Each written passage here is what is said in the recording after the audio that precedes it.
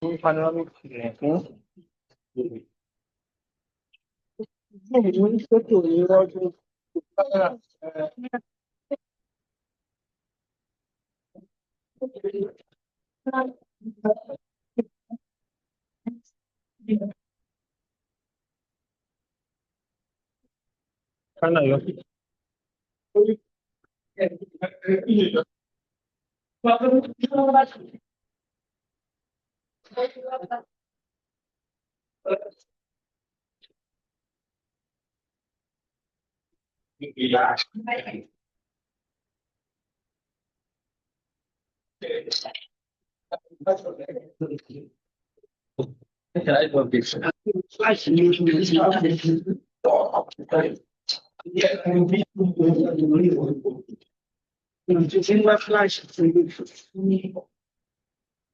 Mr. Nat.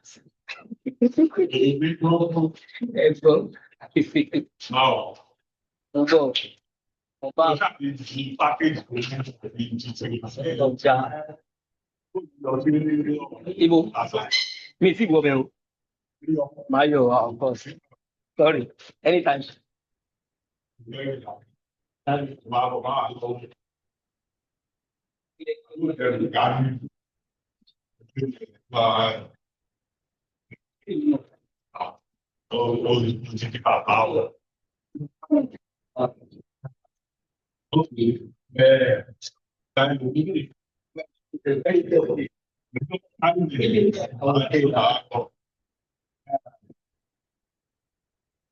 I'll tell you. So,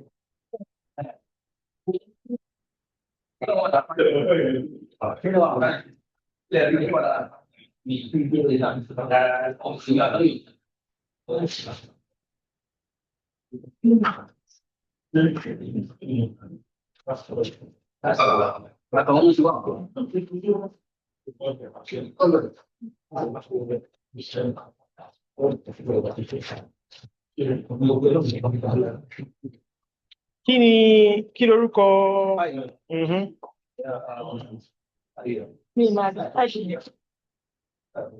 flash wo ṣe mú fún. mo jáde kẹtù.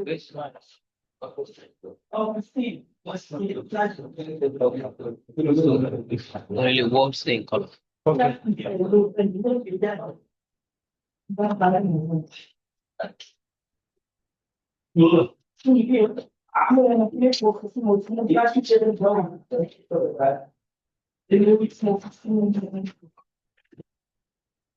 Yes, okay.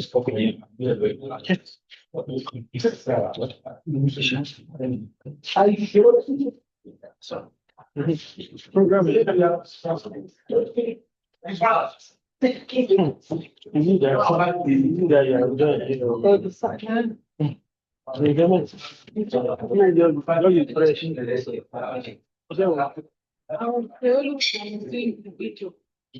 That still is the system.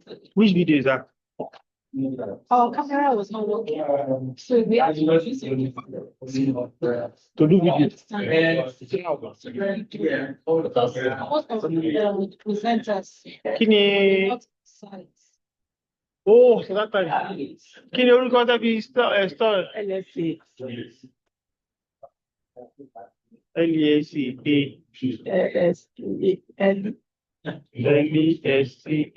Sorry, Dr. Isa. Lára ó No, Dr. Isa, lára kì í ṣóhun ẹlòmíì. Okay, ṣe ọ̀pẹ ṣe mo rí. Ó yá òun rí jẹ́ ká wà dáadáa. Mo ṣe bá tètè fún yín. Má? Ó ní ẹ́. Ó ní? Okay. Ẹja ọkọ̀ jí wọn náà. Ó dá ká máa jí pọ̀ náà. Ó náà nìyí. Traffic dá lọ́wọ́ ajé fún wa.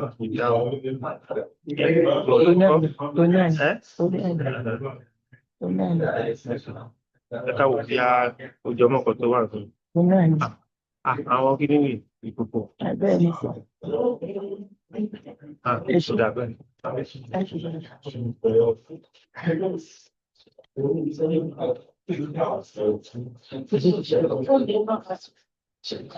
That's it. Then how do you, how would you name? Yes, yes. You put the info here. No, I was putting. Come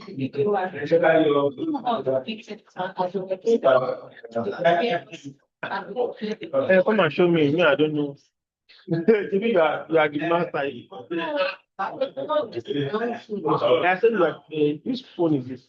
You are the master here. You know how to do it. After connecting now, Uh-huh. is it that there are no people that will join online? They have already joined. They've already joined. Yeah. Can they see? See now, come the Can video. we see the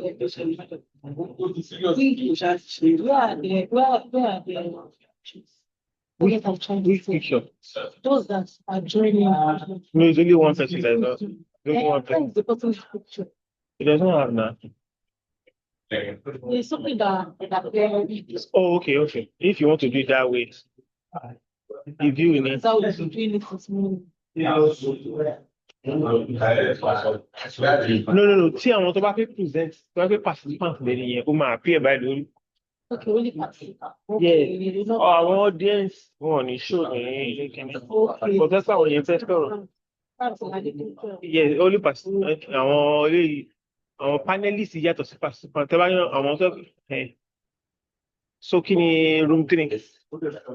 Ó lè ti sílẹ̀kùn ìdẹ̀kùn lẹ́kùn.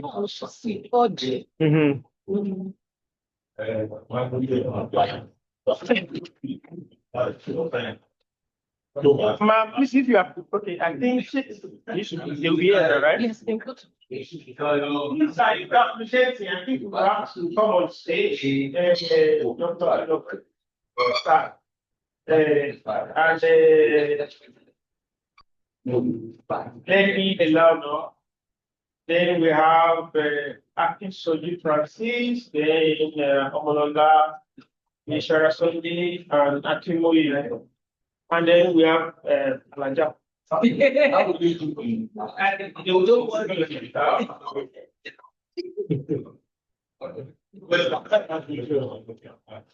mean, share. I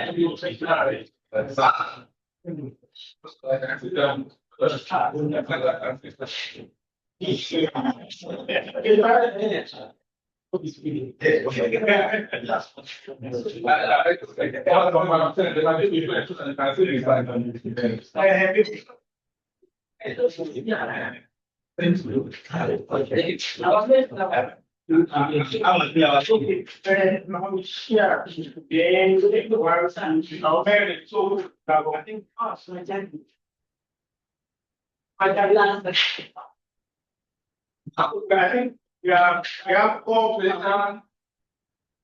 We have 4 participants. Then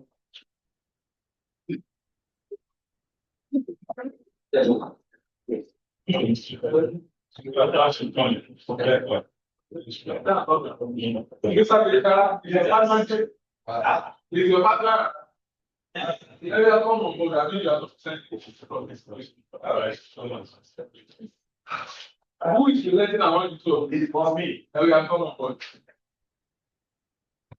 So that I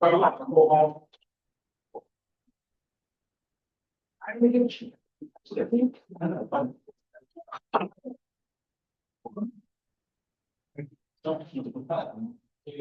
you have option. I'll get it. You go okay, so this is good.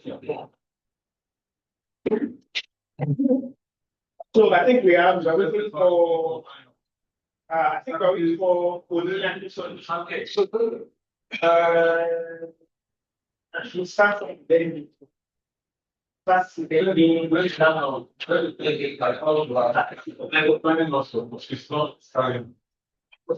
She. Okay, you want to say it's okay, let me share this. Oh, it's not it. You didn't know. Yes, yes. You don't know how you connected it. But you how did you connect it? Okay. There's no connection. Connection is about It's supposed to be appearing. Whatever I capture. So, can I get a flash? No, I don't have. I'm asking if you do have flash drive.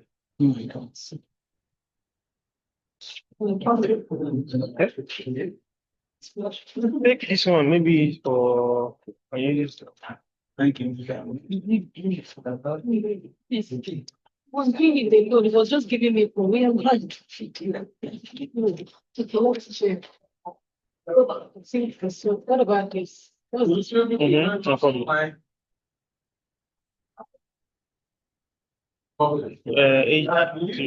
No background, shoes, dash, menu setting, iron webcam. Okay, iron webcam. Okay. Thank you.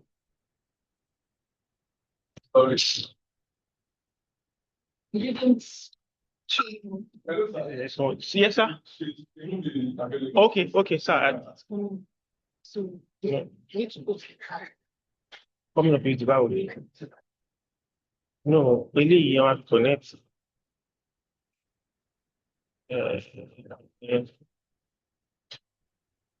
It will really look connect. Which is this one now?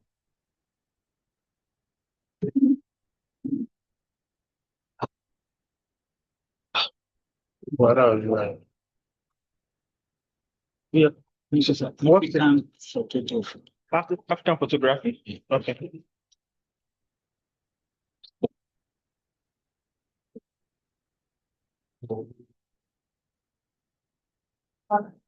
Then I think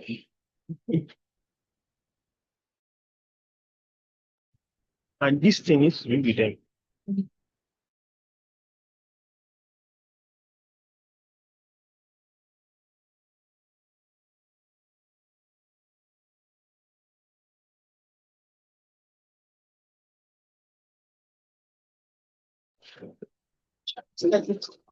Hello. Now, how do you move to Who's smoking here?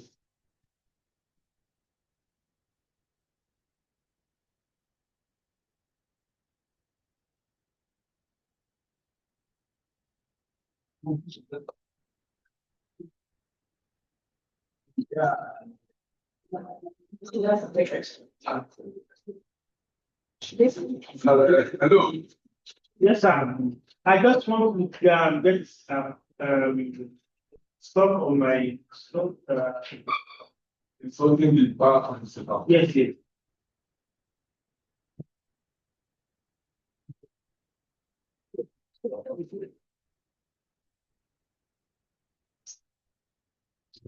We can see.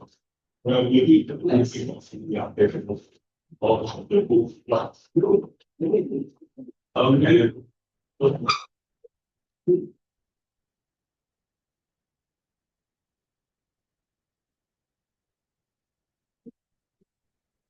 Sir, can you check is that those right?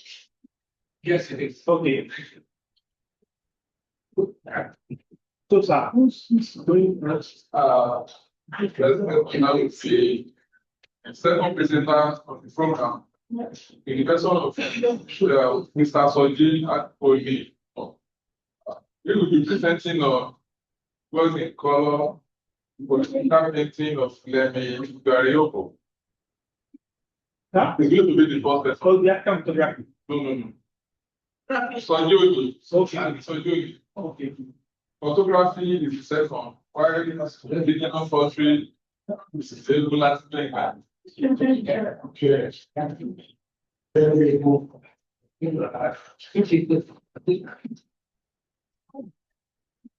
Flash. Yes, if you. So, okay, for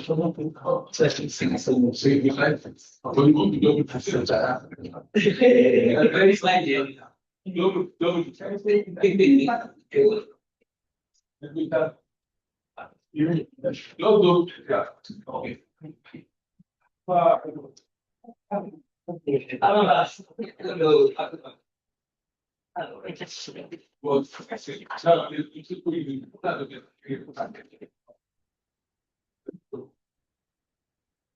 When you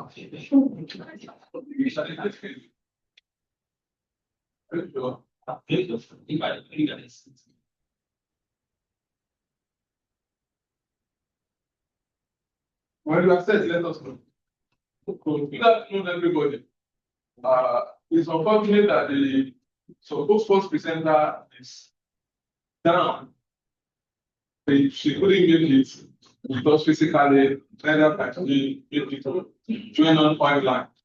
So that we are going to start our presentation with Mr. Soji Akoboni, who is presenting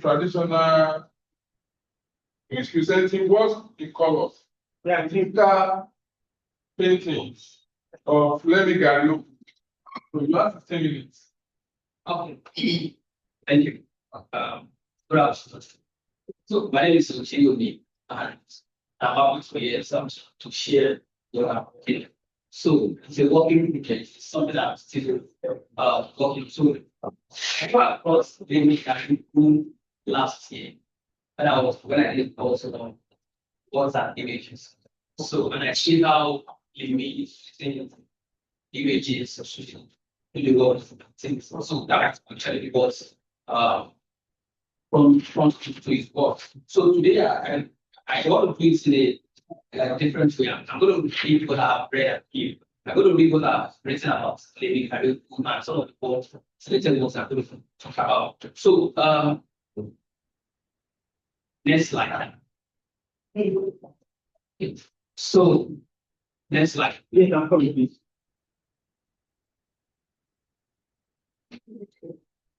So exactly two lines of what I'm talking about. So I'm going to use the framework of the reader. So if we have read that it's a similar that it talks about how the use of image to how the way to construct some arguments. So I'm basing my arguments on what shows the reader of this. So and I also talk about some of the importance of unities as a non-verbal resistance. So these are just the outlines of what I want to talk about. So basically, let's go to the slide. Next slide. Okay, so in Memories of the Blind, Self-Portraits and Other Wrongs, written by Jackie Derrida, asserts that image always carry with it the structures of a trace, and applying that an image is not a direct presence or a signifier of something absent. So these ideas of the trace emphasizes that the mediated nature of representation. So image do not reproduce reality exactly as it is, but instead evoke a point to something that do not longer present or cannot be fully captured. In both art and politics, image play a significant role. In politics, in political context, image are proven to be powerful non-violent tools for marginalized or defenseless citizens. So especially those lacking institutional power, allow them to express resistance, challenge, and oppressions, shape public opinion. In the realms of art, image as a trace became a tool of interpretations and critical engagement. This paper proposed to reaffirm the political significance of image and argue that they can be more impactful than words, or serve as a substance for speech. In a society where freedom of expression is untamed, drawing from the reader concept of the trace, the paper demonstrates that the power of trace lies not in presenting the fixed, but the ability to invoke and questions and disrupt conventional understanding, particularly through fusions of visual art and political messaging. To begin this paper, the interplay between image and word has been central to communication since antiquities. Next slide.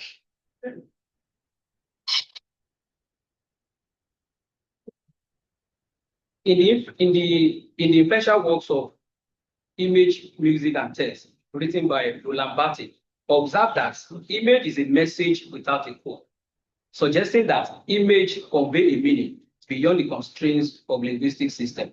This idea resonates with Yoruba cosmology, where the concept of oro, word or speech, is never an ordinary. In Yoruba thought, speech is sacred, performative, and transformative. It mediates between the visible and invisible realm. When Oro is described as Akisu, it refers to the worlds that are mysterious, coded, or esoteric, accessible only to those with spiritual or intellectual insight. Thus, even speech is not always transparent or universally comprehensible. By contrast, images can bypass some of these contextual ambiguity that word possesses. Across many cultures, images have been used to convey meanings that are different to express verbally. Next slide. In WJT, next slide. Yes.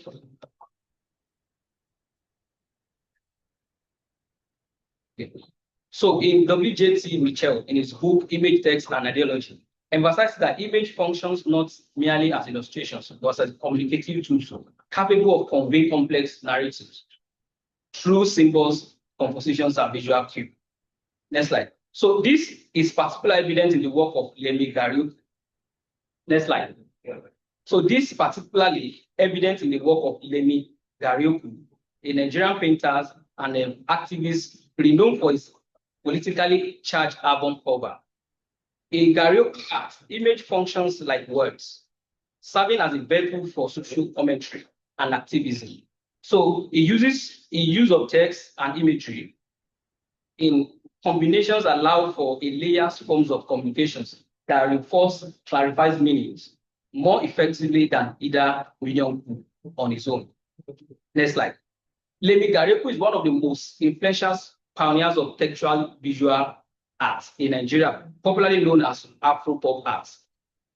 He gained prominence in the early 70s through his collaboration with Afrobeat. Next slide. Fela Anikulapo. Next slide. Next slide. So he gained prominence in the early 70s through his collaboration with Afrobeat legend Fela Anikulapo, who did and designing more than 26 album cover that usually amplify Fela political and cultural messages.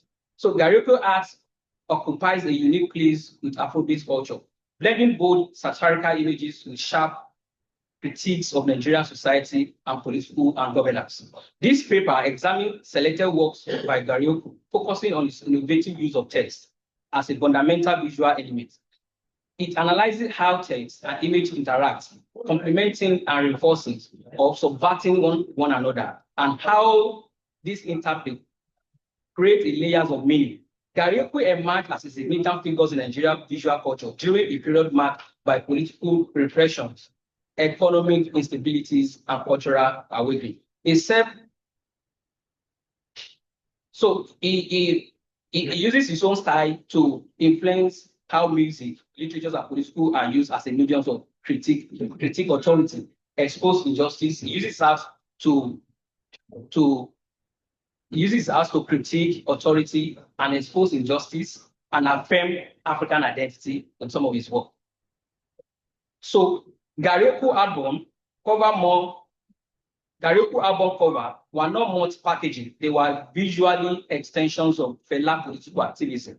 His cover became iconic visual expressions of resistance, rebellions, and liberations. His styles, defined by a vibrant color, comic book aesthetic, and satirical illustrations, and layered symbolism, form a distinct visual language that intertwined with art, storytelling, and activism. Through his work, Garioko challenged artistic convention, criticized authoritarian regime, and used symbols to reflect the realities of Nigerian society.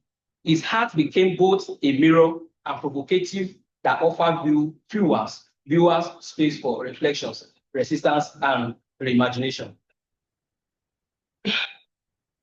So the first analysis of the work is Zombie, which was produced in the first one. Zombie. The first one? Yeah. Stage. Okay, go to the left. Yeah. So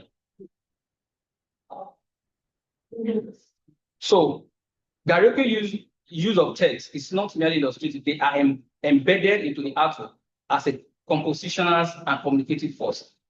His album cover incorporates hand-drawn lettering, slogan, speech, and bubbles, graffiti styles, and institutions that expand the visual narrative. For instance, in Zombie, that he produced in 1977, created for Fela Kuti, legendary Fela Kuti album, Karaoke depicts grotesque kills and puppet soldiers marching in formations, visualizing Fela's metaphor of the militaries as a middleless autonomous. The word zombie is sprawled across the compositions in a large jagged letters, and at the back phrase like yes sir, no sir. I'm still talking about this. Yeah. So here, text and image operate together to form mock and expose ambiguities of authoritarianism. Painting functions as a visual protest, often recorded yet powerful message in an era when verbal dissent could be dangerous. So in this context, the image became a message of hope and resistance. Its boldness and symbolic act of speech where words are otherwise suppressed. Zombie does more than insulting the military. It captures the psychological and social conditions of the time, using visual satire to critique a dictatorial regime. The work remained a cultural landmark and deeply tied to Fela legacy and Gariko visual activism. The next slide. So the next work I'm talking about is authority stealing. So in this work, he made this work in 1980. Lemmy Gariko masterfully fuses text and image to deliver a biting critique of systemic corruptions in Nigeria.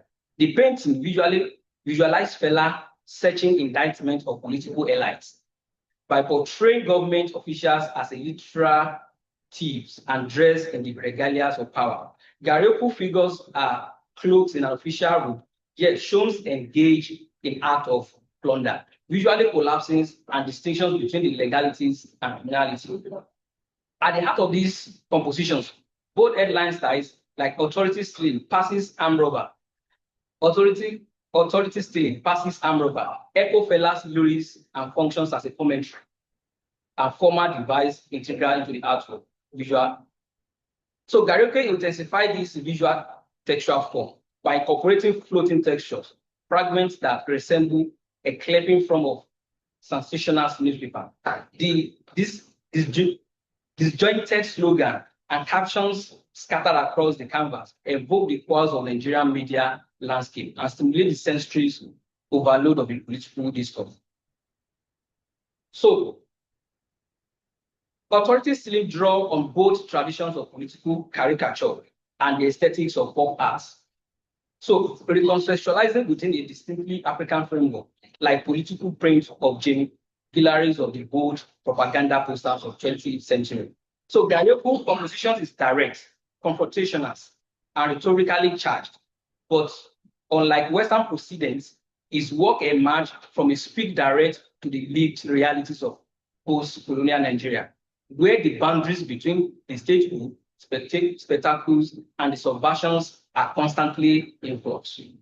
The piece is truly a visual extension of Fela music and also a standalone work of protest that challenge viewers to confront normalizations of corruptions and publicly of cultural institutions in his maintenance.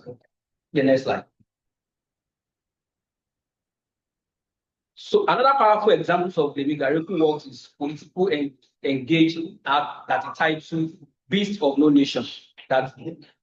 Beast of No Nation that he made in 1989. The painting consists of text, traumas, and demonizations of power. Beast of No Nations stand as one of the most visually scanting and conceptually rich of Garioku collaboration with Fela and Nikolako.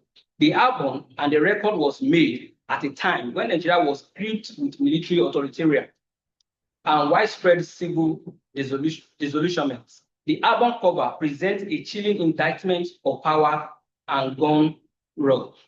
So the composition is grotesque, theatrical, hybrid creatures, part human, part beast, occupying the contrast visual plan, dressed in a military uniform or clothed in the symbols of governance and religion. These monstrous figures are not only deformed but grotesquely exaggerated, parodying the passage of the authority.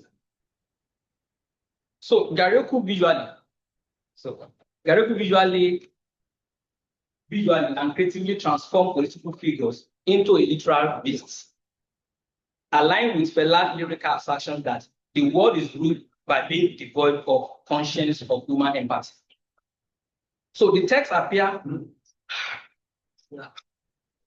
So okay, so maybe we should go to the next slide. Okay.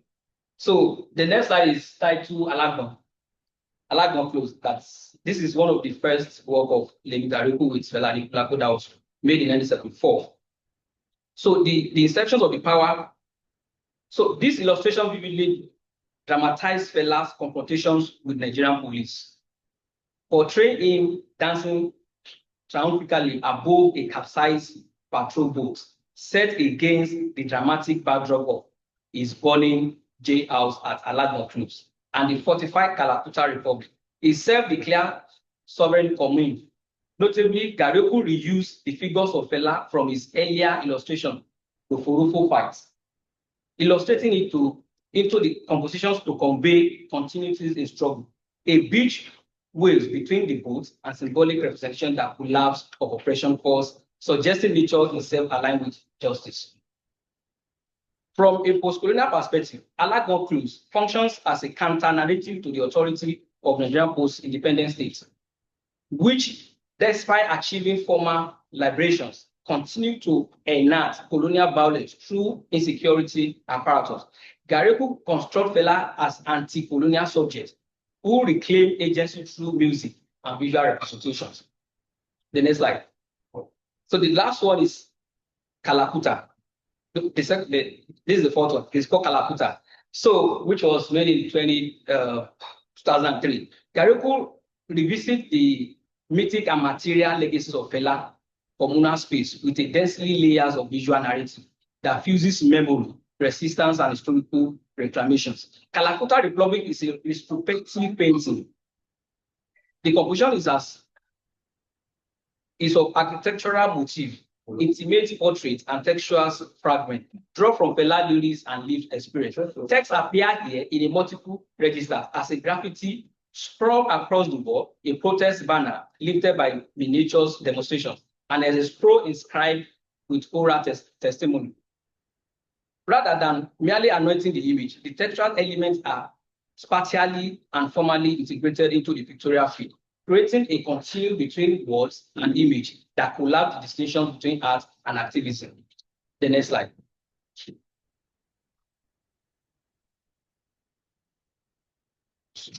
So here I just want to quickly talk about the political commentary through these images. So Lemi Garyoku work challenge the traditional boundary between visual art and written works, offering an innovative mode of cultural production where political commentaries became inseparable from aesthetic forms. So its integrations of text is not limited to transitions or classifications. Rather, it became an ideological weapon, transforming the album cover into a site of resistance. So Garyoku works redefine Nigerian artistic tradition by merging graphic design, paintings, and comic book aesthetic with orals and written words for protests. Its use of colloquial language and pidgin English and Yoruba idiom give its art a local immediacy while critique broader systems of power. Text allow Garyoku to speak in a multiple register, mocking, educating, and commemorating, all within the same visual feed. In conclusion, the next slide. So in conclusion, Garyoku fusions of text and image mark a revolutionary inventions in both art and visual communication. Though the 5 analysis works, we see how it transforms the album cover and painting into a powerful site of political engagement, cultural storytelling, and artistic experimentation. Text in Garyoku's hands became more than a tool. It became a visual voice, amplifying the message embedded in its imagery and engaging the viewers in the multi-layers dialogue. His legacy continued to influence contemporary Nigerian artists who blur this line between art and activism, and who, like Dario, understand that in a society yearning for justice, every crossroad and every word counts. Thank you.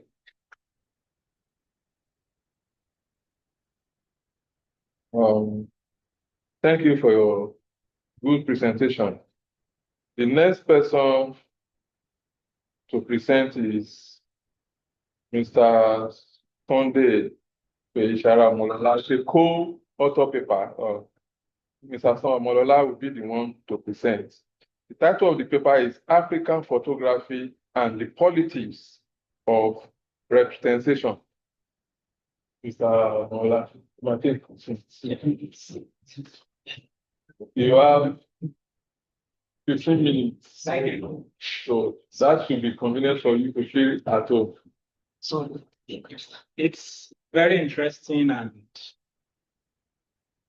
I'm motivated that the first presenter presented first, and the presentation has laid a very solid foundation for what I also talking about, which actually for photography. Sorry.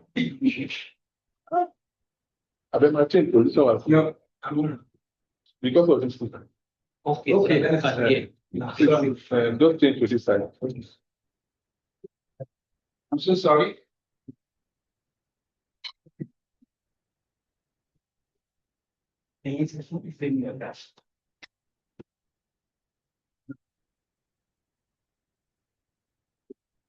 Yes, I was just trying to comment the first presenter in that his presentation will lay a very solid foundation for mine and validate some of those things that I also will be discussing.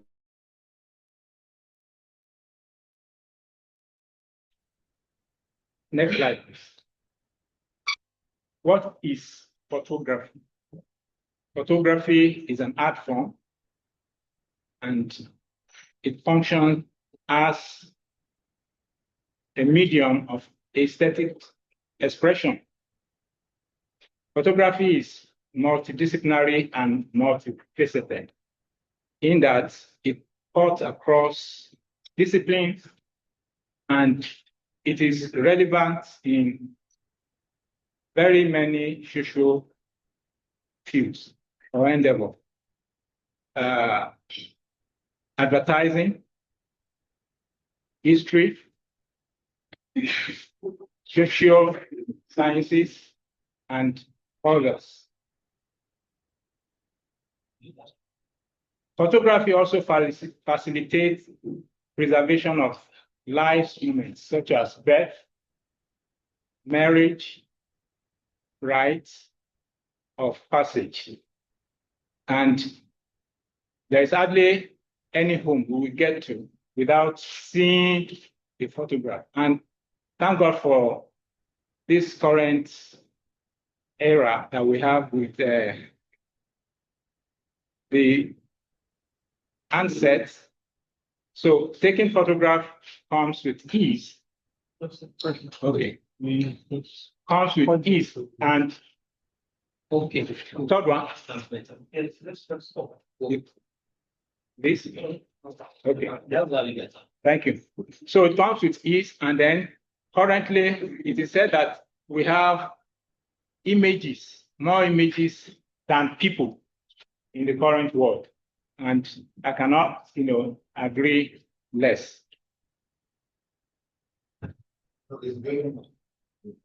Okay, down? Yes.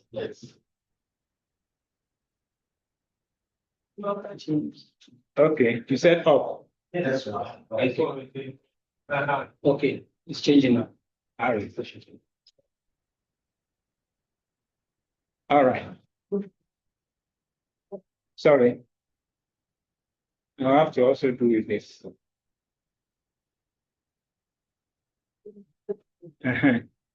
Now, this is supposedly photograph of Lagos, Broad Street, Lagos. The first one was taken during the prehistoric, during the colonial period, probably the 1950s. And the second one was taken in the 70s. Now, today, I have these pictures, but there are no space here for me to display them. You find out how much transformation, has evolved with respect to this same environment. And so, which speaks to the importance of photography as a very good medium of documentation. Down.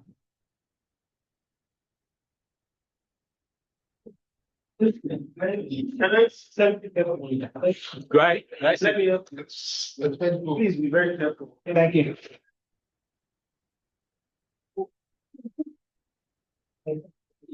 So the statement of the research problem.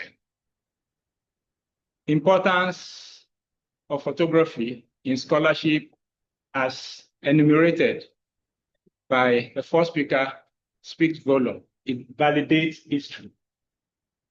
Fela is long gone, but the images presented now will continue to resonate, as long as people continue to engage with it.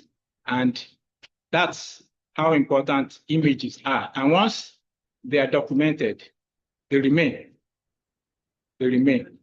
So early scholars on the subject of politics of representation, the first that did a very substantial work was Sprott in 1978. And he visited the town of Ilaorogun and captured how Yoruba people, use photography in documenting their history.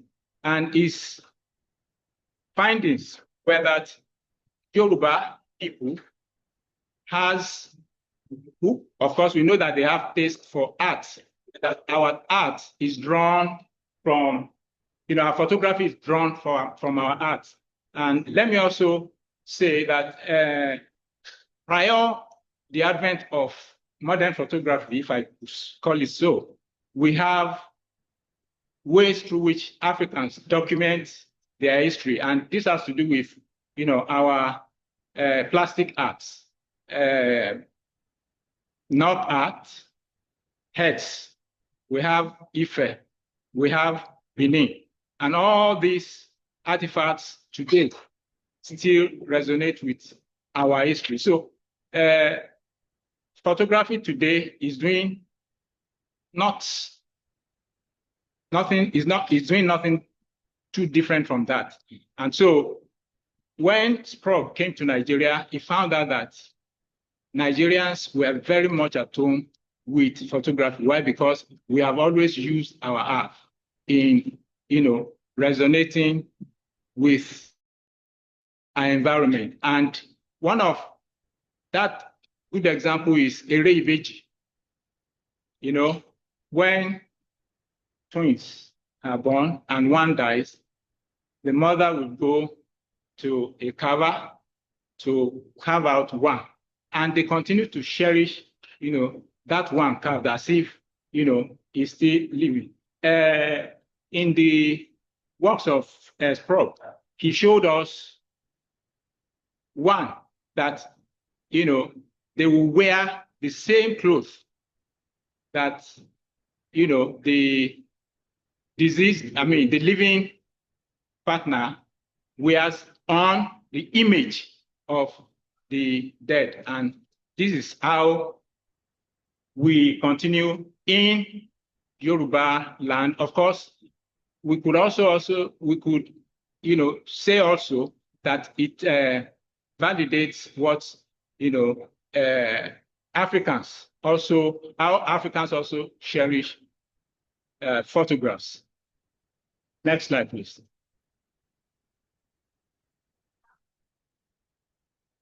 Sorry.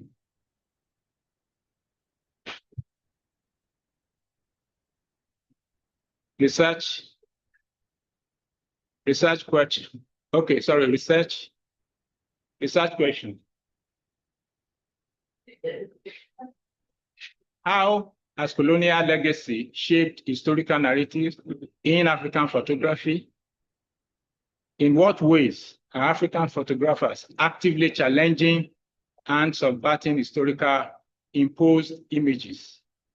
And third, how have digital technologies and social media influenced visual representation in African photography?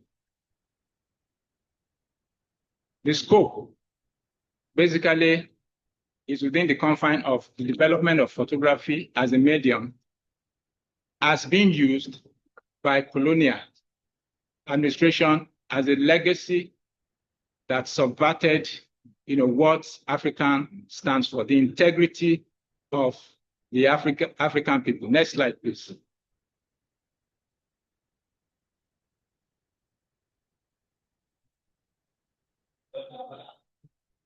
Okay.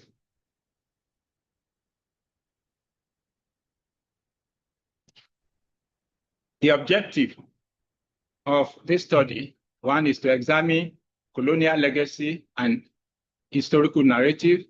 Two, to explore how African photographers are subverting imposed images. And three, to evaluate the impact of digital technologies and the social media in correcting the misrepresentation and also validating what Africans truly stands for. Next slide, please. Colonial legacy.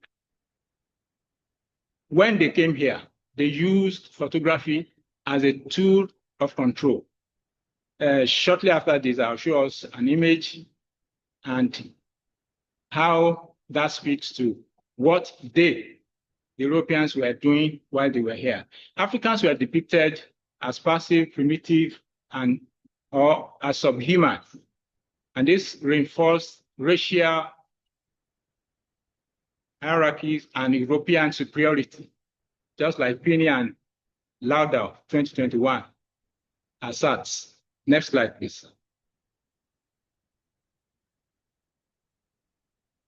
Yeah, you can see this photograph.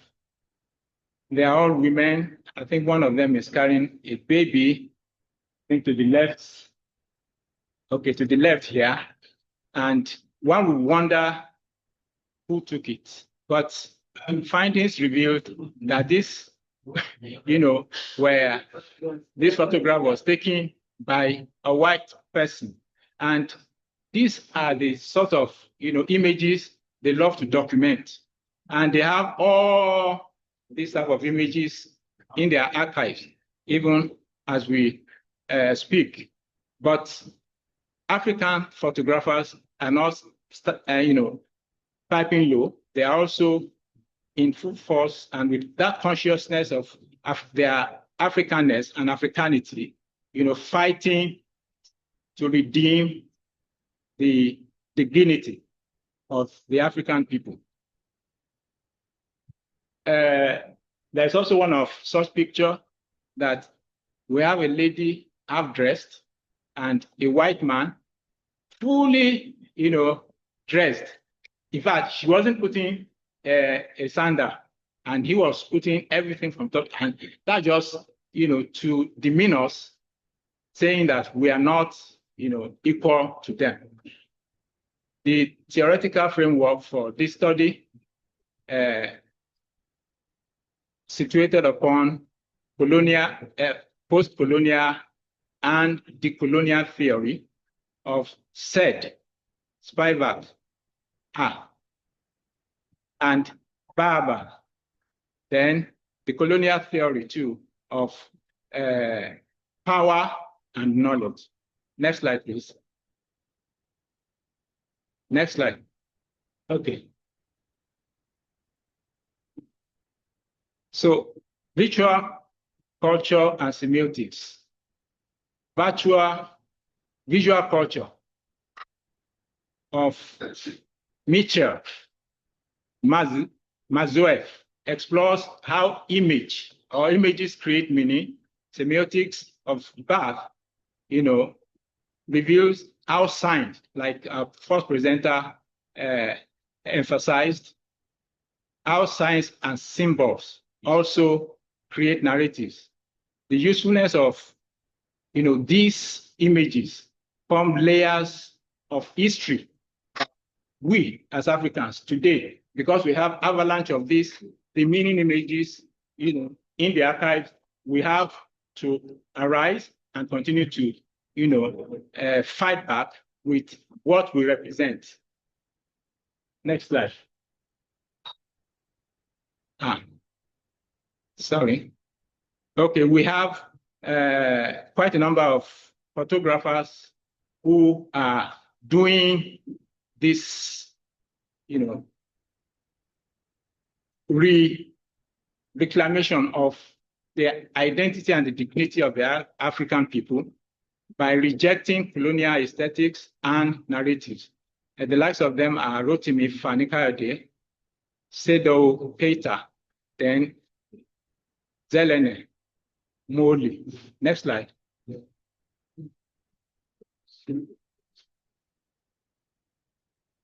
Yoruba photography have emphasized the works of Sprague. And of course, this also speaks to it. Next slide. Yeah, we're in the era of we're in digital era, and the Instagram and all other social media platforms, we have the likes of African photographers and of course, individuals, myriads of individuals who are also making effort at correcting these ills that the Europeans have caused us due to their access to photography, to the camera while they were here. And basically they use this as weapon, of domination over us. Next slide.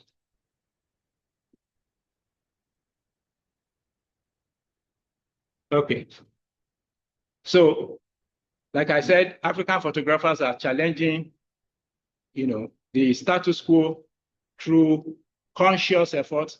In Lagos, we have quite a number of photographers in communities who are deliberately, making efforts at redeeming the dignity and the heritage of the African people. Next slide. As I conclude, this is End Police Brutality, the NSAS. And of course, in recent times this year, we had End Bad Governance. Now, the question to ask is, while the whites were here, we're fighting them as, because they were subverting us. But now we have Africans, ruling Africans, Nigerians ruling Nigerians. What has changed? Interestingly, nothing seems to have changed. And as I conclude, it's just I want to leave us with that thoughts to ponder on. Thank you very much.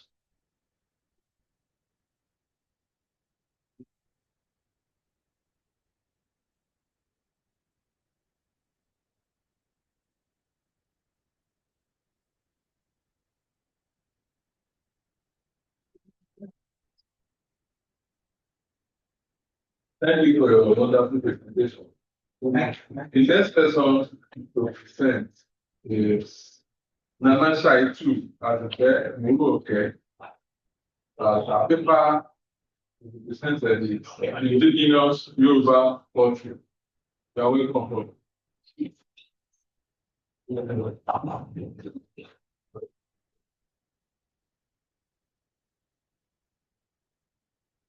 That's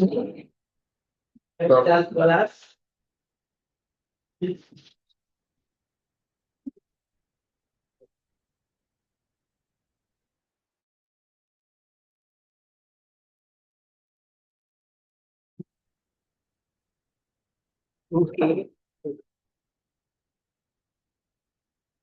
Good afternoon,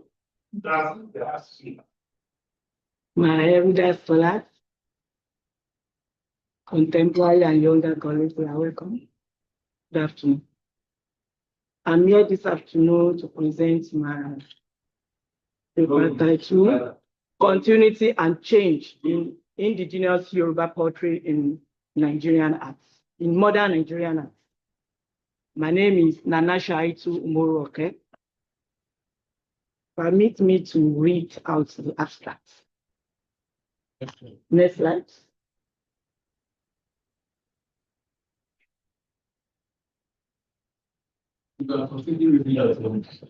This study provides an overview of the evolution of Yoruba poetry from centuries to the present day by examining the relationships between tradition and innovation, continuity and change, and local and global influences. This research sheds light on the distinctive and dynamic poetry tradition of the Yoruba people, focusing on traditional poetry centers of Abeokuta, Ilorin, Ishon-Ekiti, Erushu Akoko, and some tertiary institutions in Southwestern. This study explores how Yoruba potters have navigated the dynamic interplay between tradition and innovation to create a unique, vibrant poetry tradition. The data for this study draws its strength from extensive field research conducted over 25 years, involving oral interviews with stakeholders, including students, studio potters, traditional potters, apprentices, laborers, port merchants, and drivers. The participants' observation method was also employed to gain insights into traditional poetry techniques. Abstract considering.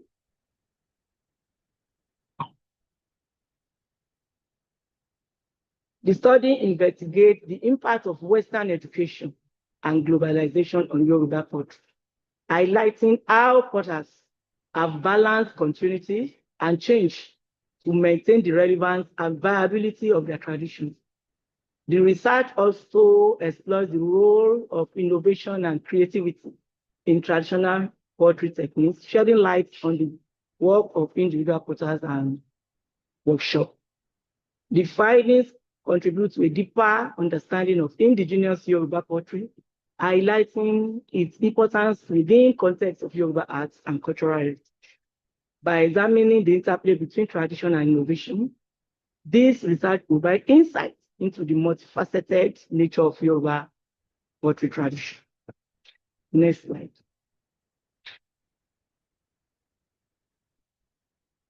My introduction. Indigenous Yoruba poetry and potters. The Yoruba people are Negroid stock of Saharan Western Africa. They are homogeneous in culture, religion, and language, though with variants of dialect. They are the largest linguistic group in Nigeria, next to Hausa in the northern part of the country. Oduduwa Olofin is believed to be the progenitor of the people, and Ile-Ife is regarded as spiritual and ancestral home of the Yoruba race, which we all know. Yoruba cultural heritage is what I want to discuss, which is poetry. Poetry is one of the artistic traditions that project our cultural heritage. So on this stand, I would like to talk about how Yoruba people have helped in preserving our artistic tradition through poetry. Next one.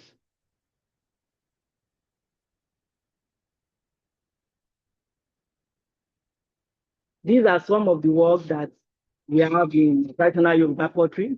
Many people have worked in traditional Yoruba poetry, procurement of play and preparation, workplaces, and where poetry pots are made rather. method of forming and techniques, decoration and firing, religious sports and goddesses. We have all talked about it because the making of pottery is rooted in the community cultural heritage, reflecting the artistic prowess, social values, and spiritual beliefs. Pottery, or in pottery making, potters are always the priestess because most of their work is project religion, then our culture. So in other words, the Yoruba potters as it is, or as it they were, they have been able to preserve our culture because in the history, I mean, the potters are so connected with the community. So their place in Yoruba community, that is immediate environment, cannot be overemphasized. Now, this is not the, this is, next slide. Then, next slide again. No, go back. This is where I'm going. This is not the focus of my presentation. But however, we have to talk about these women. Wherever I go, I like to mention them because they are the ones that are preserving this artistic tradition, that is pottery. And when we are talking about continuity, change, and tradition in indigenous Yoruba pottery, we must be able to lay emphasis on how they have been able to help that tradition. And when we are talking about continuity itself, we are talking about how the tradition, how we are going to sustain the tradition. And it is these people that will do that for us. So that is why I always put them in my presentation. Yeah, next slide.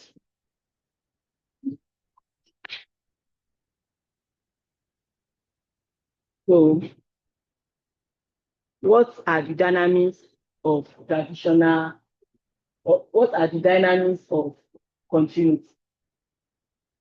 This afternoon, I want us to see pottery in another form because we are talking about continuity change. And when we are talking about continuity, the process of preserving our ongoing things that we don't want them to go into extinction. We are trying to preserve them. And when we are talking about continuity, we have to talk about how they pass down the technique they use in generation upcoming, so up to upcoming generation. So that is why they are so tied to the way and manner in which they produce their works. So then the use of materials. They use their materials in such a way that they don't even want to add any other thing. They don't want anybody to know what they are doing. And in each of these pottery centers, they have their own recipe, which they don't want them to go into extinction. So they pass this material to their children. And firstly, you must know that traditional pottery or indigenous pottery is an art that is passed from one generation to the other. And I will be repeating it as I show you the slide of how they work in their centers. So cultural symbolism. They don't want their motifs, their symbols to just go into extinction like that. They want to preserve it so that by preserving those symbolic motifs, they are also projecting and preserving our culture. Then community involvement. Whatever they do, from clay acquisition to firing, they usually do them together in the workplace that is called Ebu. And by so doing, they move together. They make sure that whatever they have is moving the art forward. They are progressing with it without any inch. Then the next.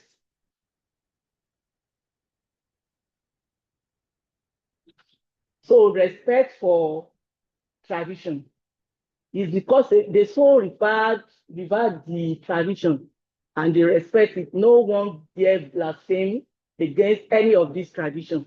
By so doing, there is continuity in the crafts. Then the apprenticeship system. The apprenticeship system of learning the craft is we have them in two folds. Number one, that one is the one that the mothers, that is the potters, they pass on the art, the tradition, the technique, the material to their children unconsciously. And the children intuitively learn the skill. And in such like this, in such pottery center or town, they don't want any other person that is not within the family to learn the crafts. And in some cases, this has actually hindered some people from going it, thereby killing the art in some areas. But the other one is the apprenticeship system, where they allow anyone who is interested to go into the crafts so as to make the crafts, to make the tradition a continuum. Then these are the pictures. Thank you. These are the pictures of that. Then I was also talking about the dynamics of continuity, preservation of rituals. Whatever they do, they keep it within themselves, and with that too, they make sure that the art is continued. Then when we are talking about continuity, we have to talk about the way and manner in which they produce their works. For instance, these are the methods in which they use. And this continuity, we are talking about those things that they retain over time to project or to preserve their culture, to preserve their heritage. This is the direct method of making pots, just like the one the educated potters use today. But since they don't want to keep this one alone, they still want to maintain it, they are still using it. There was during the Babangida regime, when Miriam Babangida introduced them to better life, when he introduced them to this, to better the way and manner in which they work, they didn't use. They are just comfortable with this. So you can see from these direct methods, and they are making scores of pots with the methods. Then the other one is the one that you showed before now. So these are examples of how they work. Potters at work creating. This is how they make their pots, and they are keeping the tradition. These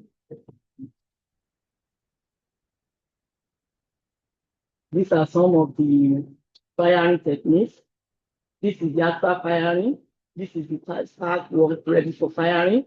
And go back to the other slides. This is the preheating.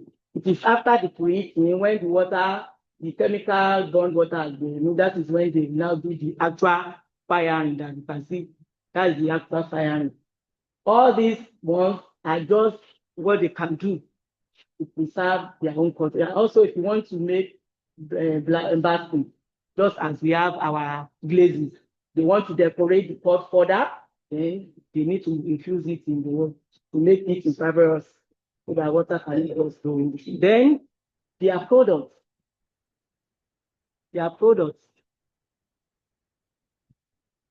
These are some of the traditional pots that they make. This one ritual. This one are pots that are used for one thing or the other. That one is Orishaoko pot. Is fertility pot of the grains. When you put this in your farm, you believe that you have bountiful harvest. Then the other one is Oshun pot from Ishon Ekiti. Once this one is placed in a womb, the barren woman is believed to become a mother. So it's for fertility. So this one is also talking about how they preserve their motifs and images. All these ones are things that they still continue to see, that they still uphold, they continue to use it. despite the cultural exchange, technological advancement, and many other things. Then this is also Shango Port. I will also talk about Shango Port. This Shango Port is in active use because in Yoruba context, these traditional potters normally do or make all this, but they are still doing them. They are still making religious pots. But the educated ceramists of today, they don't, they also make these pots because they are the one that I want to tie innovation and change over time as they evolve.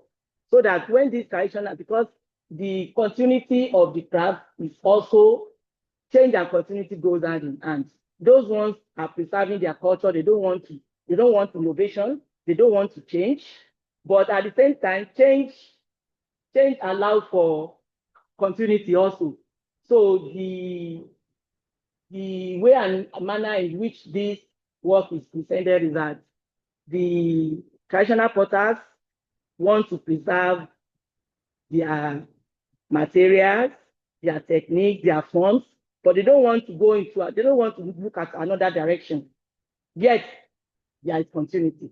Then the educated ones that have adapted over time to change, there is evolution over time with the educated ceramists.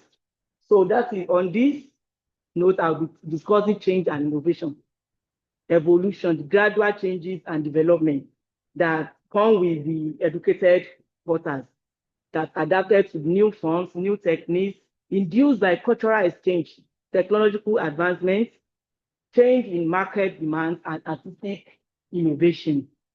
So to balance tradition and change, that is continuity and change, both the traditional and educated potters strive to balance tradition and change, thereby preserving cultural heritage while adapting to modern demands, global awareness, and relevance. So this is one of the educated potter in the studio, working with clay on a turntable that is different from the one the traditional potters are used to. Then these are some of the pots.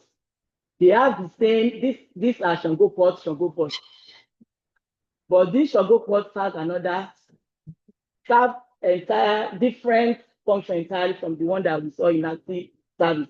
This one, you can see this one in museum, in a gallery, where they tell stories, where they tell history. This one is talking about the legendary king of Oyo, Shango. In another context, different from how the traditional potters will view it. Those ones will sell or they will be commissioned for his crime. But this one for artistic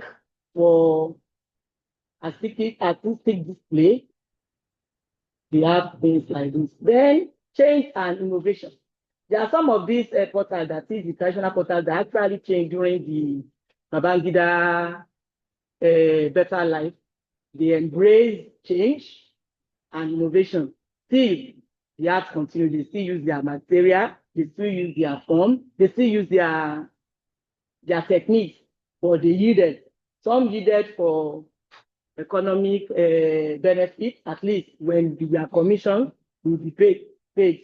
So that is why we have works like this. So this work is just highlighting the complex dynamics of continuity, change, and tradition in indigenous Yoruba pottery, showcasing the importance of preserving cultural heritage while embracing innovation. Thank you.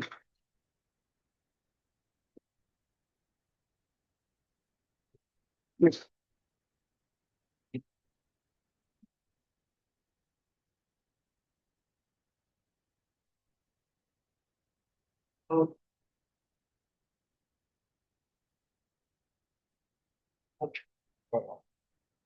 Thank you very much for your presentation.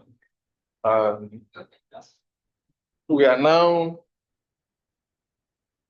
at question and answer. Anyone have question for the presenters, or if you have any comments that may be useful to any of the presenters, you are highly welcome, sir. Thank you, Dr. Akinde.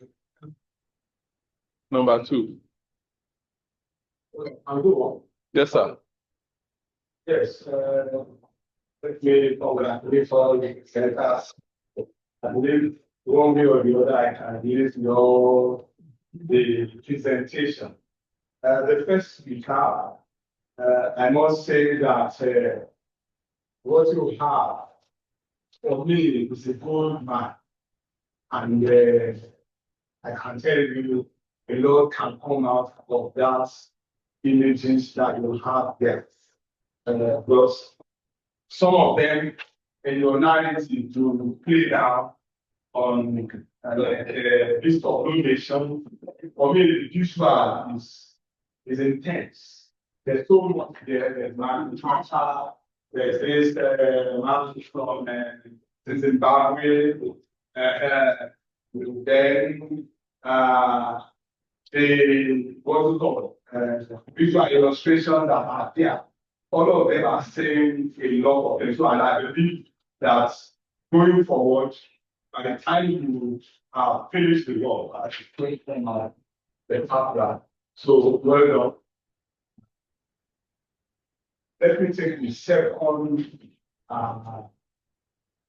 presenter. The very first thing that I observed there is that the attempt to define photography, what you did was to give us the function and the form. That was what you did. And to my mind, because I've worked on photography, indirectly, because what I was doing in my own case was that I believe that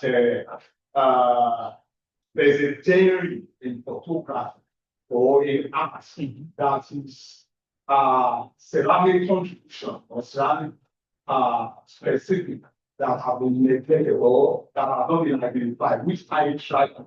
So in doing that, photography is one of the things that I post in that is that thing is like. So simple definition of photography is light to drawing with light will give us definition. But what we said we want to do is to define what what you are telling us is the function and the various spaces where photography is very bad. The second thing that I saw here, the picture you showed us, as much as the implication you are giving us, we want to see that background tells me that that picture was taken in me. Yeah, obviously. The picture of the ladies you saw there are loyals. Yeah. And that is what we have as a time. That's what we have. It doesn't have to be with a generic or what have you. So if you have to use the word generic, maybe some other pictures may surprise, but the very one that you are talking about, that's what we are. Even I was privy to see a picture that Baba Wolo visited somewhere in the east. Something similar. The only person that wore a full area was Baba Wolo in the midst of the people. They were proud. Those people you saw, they were proud to take their picture in that manner. Though in today's context,